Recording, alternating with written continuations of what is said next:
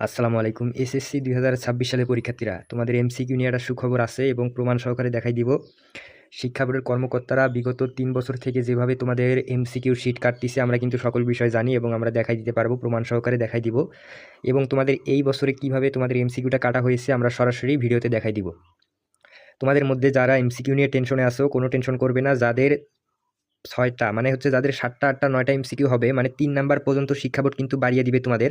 তো এটা কিভাবে বললাম, এটা প্রমাণ সহকারে দেখাই দিব। তো সম্পূর্ণ ভিডিওটা দেখলে তোমরা বুঝতে পারবে এবং তোমাদের কার কয়টা এমসিকিউ হয়েছে তোমরা কমেন্ট করবে। তোমাদের কমেন্টের ভিত্তিতে তোমাদের এমসিকিউগুলো দেখে তারপরে প্রমাণ সহকারে ভিডিওগুলো দেওয়া হবে।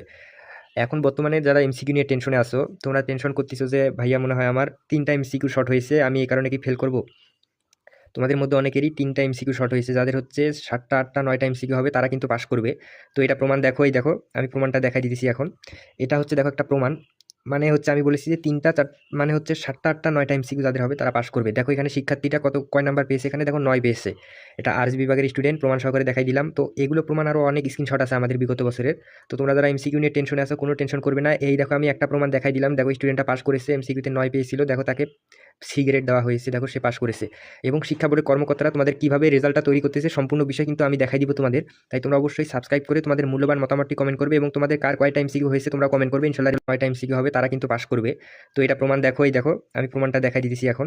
এটা হচ্ছে দেখো একটা প্রমাণ, মানে হচ্ছে আমি বলেছি যে ৩টা মানে হচ্ছে ৭টা ৮টা ৯টা এমসিকিউ যাদের হবে তারা পাস করবে। দেখো এখানে শিক্ষার্থীটা কয় নাম্বার পেয়েছে, এখানে দেখো ৯ পেয়েছে।